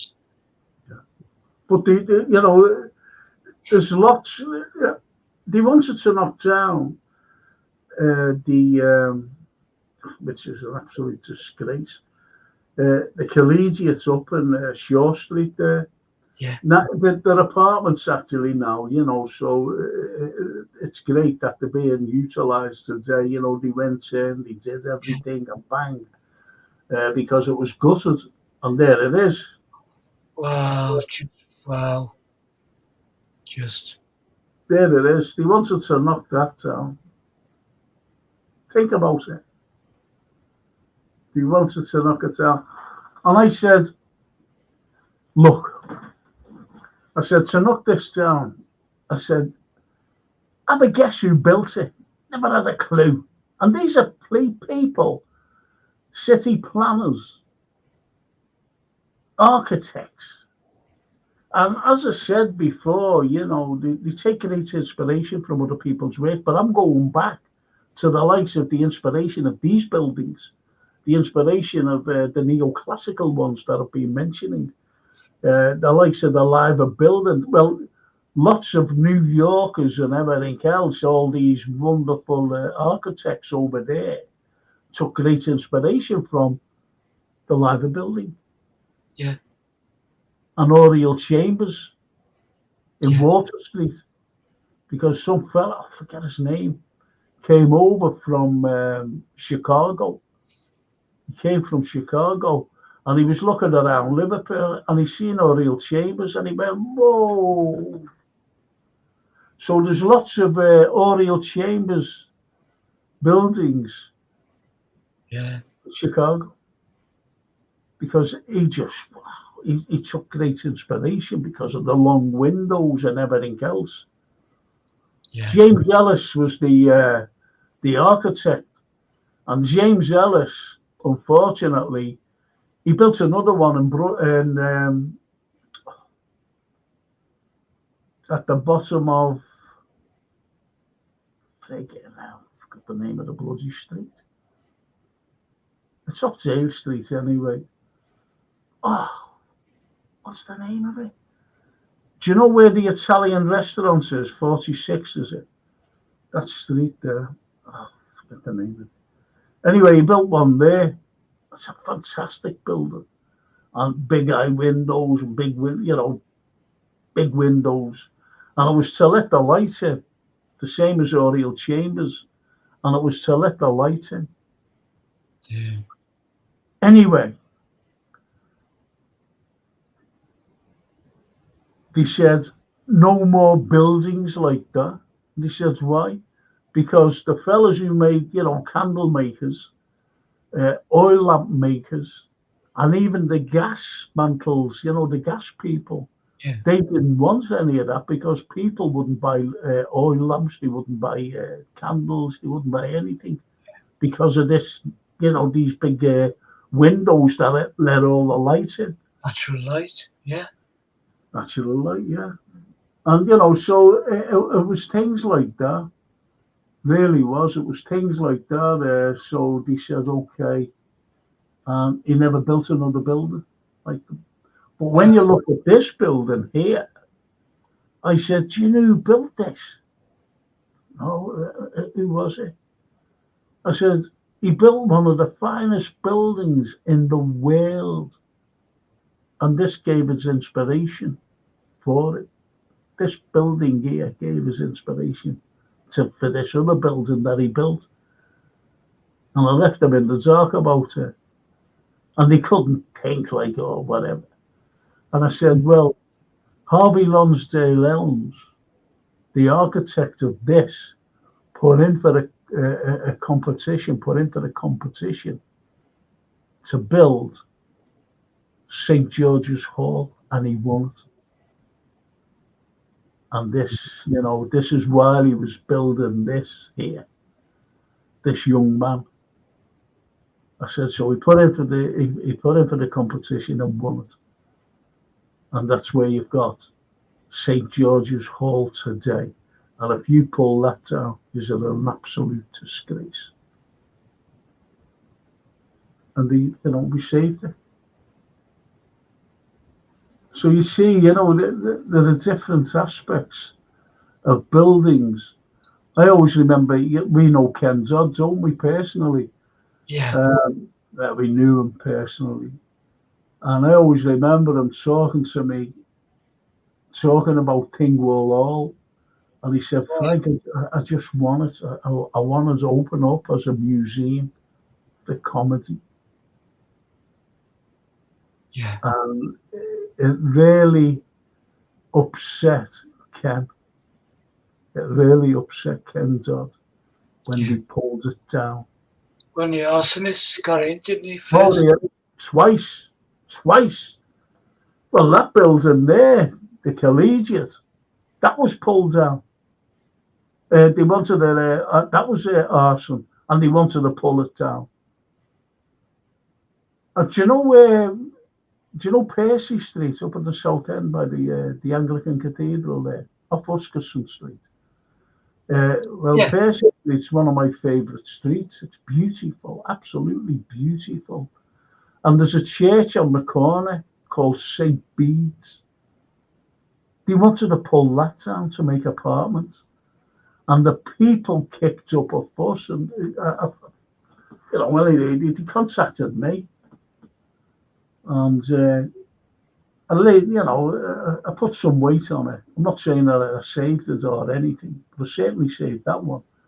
But when you look at these particular buildings that are prevalent today and beautiful, very aesthetic, beautiful stone, beautiful designs, they're gone forever. It's like the Mansion House, the White Mansion House in Calderstones Park. They wanted to pull that down to build apartments. I said, do you know the history of this? Do you know what it is? Yeah. And well, what is it? I said, the White Mansion House is the ancestral home of Sir Spencer Percival. Sir Spencer Percival, the ancestral home. Who's he? I said he was a British Prime Minister. And he was the only British Prime Minister ever to be assassinated. Assassinated. So, again, they went, oh, okay. I said, so knock that down. That historical house, an ancestral home to the only British Prime Minister ever to be assassinated, is disgusting and shameful and an act of vandalism. It is, yeah. And it's like we've talked about before. Most of these people don't know the city, and they're shipped in on a 2-year contract with town planners or development quangos. And it's like, what should we do? Well, we put the motorway there. Let's get rid of all our. Yeah. And that's where it goes. Like Scotland Road and everything that was destroyed over the years. There was never a plan for it. No. Well, Scotty was finished, wasn't it? You know what I mean? By the bulldozer. And when you look at that, that's St. Bede's, by the way. Wow. Tell you what, let's pull it down. Let's build some apartments there for money. It's greed. Everything's based on greed. Everything. And the more greedy you are, the more you want. And this is the problem with the world today. There's the greed of money, if you know what I mean. And there's the White Mansion House. Look at it. They wanted to pull it down. Look at it. Do you understand how it's criminal? It's criminal. And who was like walking in and out of there was Sir Spencer Percival. Sir Spencer Percival. Where's that Nico? Well, anyway. So, and he wanted to knock that down.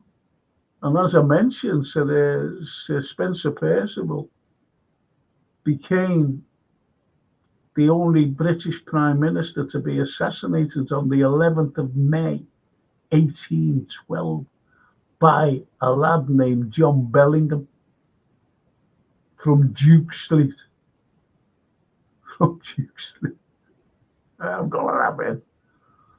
I'm going to kill him. but there's a big story behind it. If you ever want me to, any of you good people want me to talk about the story of John Bellingham, I'll do it next week. I'll do it next week for you, along with another special one. And that special one is very important. But I won't tell you who it is until next week. So I'll give you the story of John Bellingham, and I'll give you the story of this other fella. In fact, two fellas. So you'll have 3 stories about 3 characters, and I'll do it all next week for you, if you want me to. If you want me to, that is. So I don't know where my good friend Anthony's gone. There he is.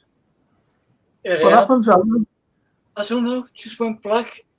But I could, and then it was saying, retry. I retried, and then I waited in the green room for a while. I had half a bottle of Johnny Walker, and then here I am. I think he's on that space. I'll go on for now. Yeah, so I'm sorry I missed you there for 5 or 10 minutes, but yeah. But you'd mentioned before in conversation, another wonderful. We meet some wonderful people. We meet some genuinely proud, worthy Scousers. Yeah. Now, Frankie and Freddie O'Connor were certainly them. And I met Freddie years and years ago, and I knew their book. If anyone's still wants to find out some of the old history, Frankie had a book called It All Comes Tumbling Down. It all came tumbling down. Yeah. But he was a genuine person who, as a younger guy and as an older guy, would just go take photographs, rather like Herdman did hundreds of years ago, of places that he saw. But without Herdman, as you know, Anthony, there'd be no history of Liverpool. Like, in how can I put it? In pictures. Yeah. In pictures. We would never see them. But the 2 Herdmans, father and son. Yeah. Amazing. Yeah. What they did. Absolutely amazing what they did. I totally agree. Yeah. Yeah. And because we can look back. It's like this. This is an Erdman. This is an Erdman. Yeah. Yeah. That's an Erdman. Now, who would have known about that? There was no photographs then. There was no no. Nothing like that at all. This is the thing about art and architecture, where it meets, because it's like you can't visualize things on a computer and say that's what a room would look like painted green or whatever. No. You have to go for it, do it. And then the hardships for some of them is to get so far on a project and have an investor say, I don't like that. Can you make it smaller, bigger, make it pink? It's all of that. Packung Chan says, thanks for tonight's show, Frank and Anthony. Learned a lot. Thank you. Thank you. And we're talking about the Erdman, where we were talking about them. And he says, some of Erdman's paintings, prints are in the FMAM. You're right there, Pat, because I've got his book. I've got a couple of books belonging to him here, by the way. Yeah, me too. Yeah. We were lucky in that Laney found it in the book sale in the Port Sunlight. And they were packing up one day. We got in there late, and there was a lovely lady who was packing, and she had 2 books left on a trestle table. One of them was Herdman. Yeah. The book that we got, she said, give us a £5. So we did. Wow. Beautiful. One of my favourite books. Love it. And then, Do you yeah, know? undoubtedly, without his and his son and his daughter, who painted as well, without their work, we wouldn't have a visual sense of what the city was like. Yeah. Well, No? do you know what, Anthony? Do you know? Do you know the Athenaeum, as Paco Chan has mentioned there? Yeah. It was the old. Well, I think it is. I think it's the oldest gentlemen's club in the country, right? And who used to be? See, I love Dickens, as you know, and I love Shakespeare. You know, they're two of the greatest of all people. You know, I'm Yeah. talking about writers and whatever. And, you know, I'm not forgetting ladies, by the way, because I love the Brontes as well. And he also, one of my great heroines is a Queen Carterman duet going back to the Boudica time. And also one of the greatest she wanted the emancipation of women.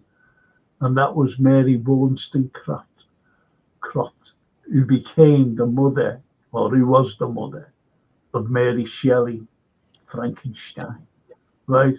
So I haven't forgot them, but you know, some of the Athenaeum, I couldn't believe what I was actually looking at, and I said to this gentleman, you know, he was looking after all these things, and I said to him, "Did they ever sign in all these wonderful people?" He said, "Yeah." I said, "What about Dickens? Did he sign in?" "Yeah, yeah."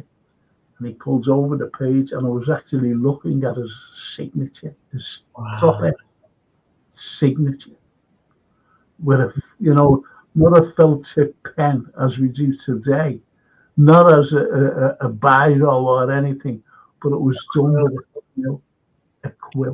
Quill, yeah. I couldn't believe it. I was looking at this, you know, it was incredible. I got the chance. I got the chance one afternoon to look through some of Roscoe's handwritten books, journals, massive big tomes in there's a little Roscoe room there, and it just, you know, I wanted to paint him there and then on the spot with all of the artifacts in there. It's a fabulous building. It's wonderful. Well, Wonderful. do you know the Roscoe Library in Yeah, William Brown Street? You know, the library itself, and in there, the Roscoe thing. You know, you've got the Audubon book, yeah, and it's huge. I can't even. It's like that size, right? That size, standing up. And they have pages, and it's in a big glass case, and they have these pages, and it just goes over it now and again. And what it is, it's some beautiful birds. And Audubon went over to America during the 18th century to do all these. And you know, David Cameron, when he was prime minister, yeah, he wanted he wanted artifacts from around the country to go into this museum. Cameron, he wanted the best artifacts to go out of you know, cities up and down the country. You've got these beautiful things, and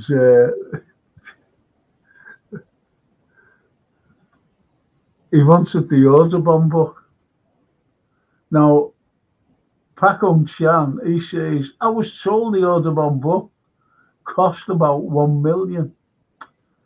I'm going to make you drop, Pac. I'm going to make it drop. That book is worth £53 million. and it's in a bulletproof case. And Cameron wanted it. Who was it who told him to get back on the train, Dave? You know. Yeah, exactly. But genuine, that. Like, it's not just our city, but it's other cities as well. They wanted that, everything, all these beautiful artifacts that were very valuable out of other museums up and down the country, all to go to bloody London, and he wanted the Audubon book. Glad he didn't get it. You are, absolutely. It's ours. Do you know what it's like? It's like the oldest street. I'm not getting my things out properly. It's like the oldest steam engine in the world today. They'll say, yeah, there's a pub named after it called The Lion. The Lion, yeah. And Manchester had it for years. They said, can we borrow that? He said, yeah, all right, because he always wanted to do something. And they wouldn't give us it back. And the other councillors going in, oh, that's ours then, is it? Oh, yes, sir, yes, Manchester, piss off. Anyway, we got it back. It's ours, The Lion, the oldest steam engine in the entire world today. So, they try to nick things. Yeah. Oh, you have to forever. Anthony, I've got to finish. Oh. It's been good tonight, hasn't it? It's been great, just catching up and talking. And I personally have learned a lot, certainly over the years, isn't it? Yeah. Yeah, it's over the years that we learn. Do you know what? I always remember my old professor saying to me, you learn something new every day, and we do. Yeah. I do. You do. Everybody does. But next week, sorry, Anthony, what was you going to say? All I was going to say was supposedly Michelangelo's final words were, I'm still learning at age 88, whatever, 89. And we do. That's what we do. We learn and we become better than what we do, and we put it out.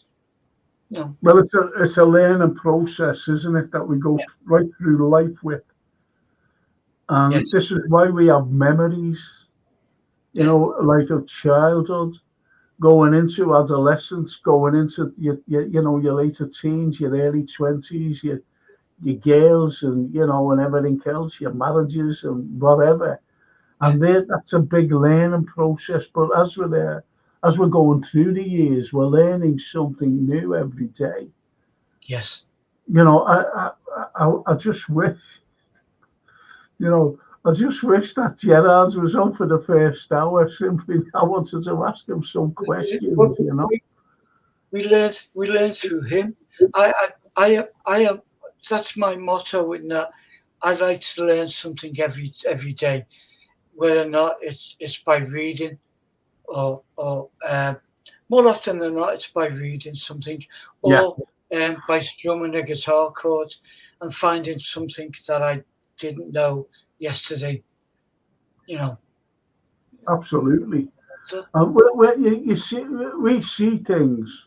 How can I put it? We see things that other people don't see, and I'm talking about Scousers here. No disrespect to people who but we see things that they don't see, and they think that Liverpool is just an ordinary city, with a couple of fine buildings, and that's it. Wrong. No, totally wrong. We are beautiful. What other city in the world, Anthony, has two cathedrals on the same street? No. named Hope. It's named Hope. Think What about a historic street, you know.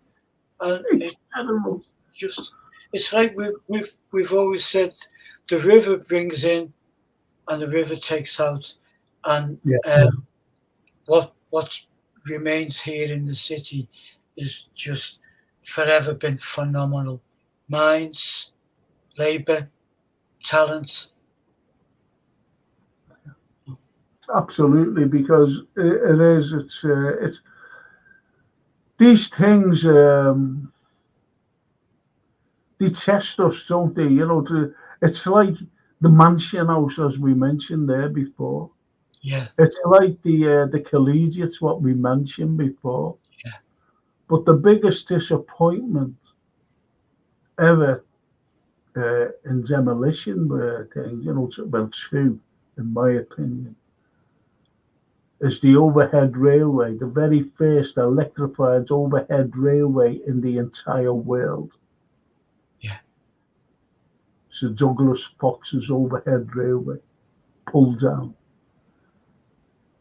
And then you've got the custom house. Yeah. 1828, John Foster Jr. Yeah. And because an incendiary went through the dome,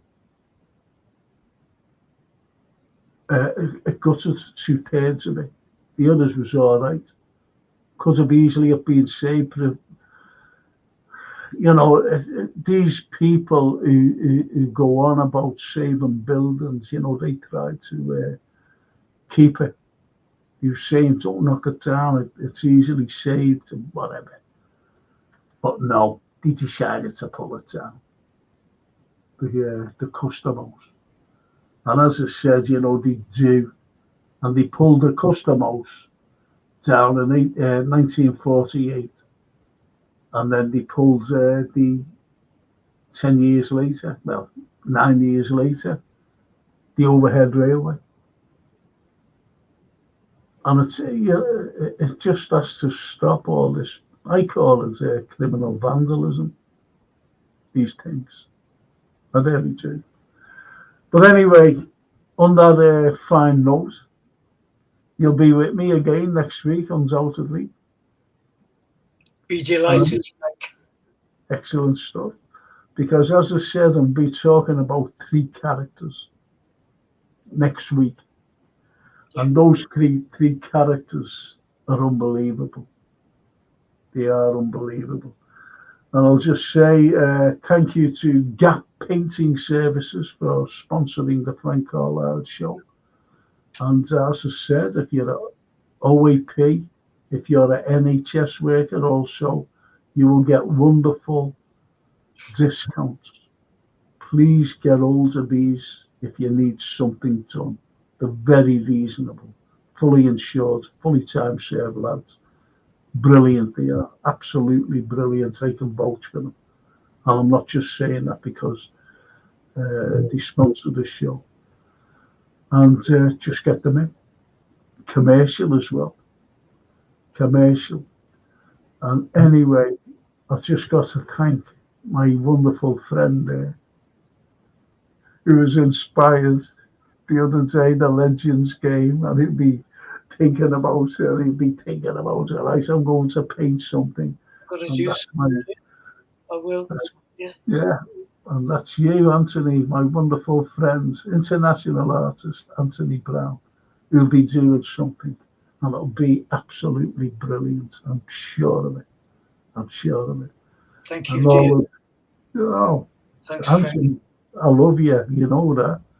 And next week, we'll be talking about these people. And let's try and, have a thrilling, shall we say, a thrilling evening, by talking about these three characters that I'll be talking about next week. And they are unbelievable stories, by the way, all true stories as well. So I'll be talking about them. And I've got to thank the wonderful Jason Pillington, the producer of the show. He's unbelievable, isn't he, Anthony? Telepathic. He is. unbelievable. He's just Jason. You're fantastic. He is.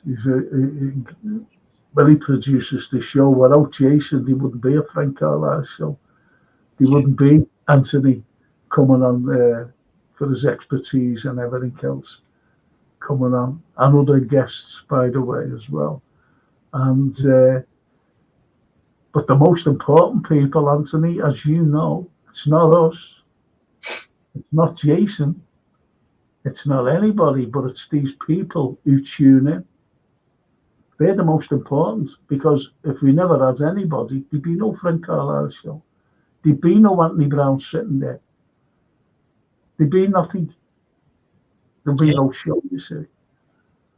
And the only thing I've got to say is a big thank you. And also tomorrow night, I have the football show, and it's all Liverpool, the Liverpool Football Podcast. And if you want to join me on that, which I know you as well, the likes of Daryl Merry, the likes of Red Bird and the Anfield Roar. You even look in, don't you, there, Anthony? Yeah, I will look in tomorrow. Yeah, should be good. And so I'll see you all tomorrow. And it's just for me to say a big, massive thank you to Anthony, a big, massive thank you to Jason, big, massive thank you to Gap Painting Services, but most importantly, a big, massive thank you to you out there, and especially Pack Home Chan. These are definitely a new looker, innit? Yeah. Good night, people. Good night, Anthony. Good night. Good night, all. Thank you.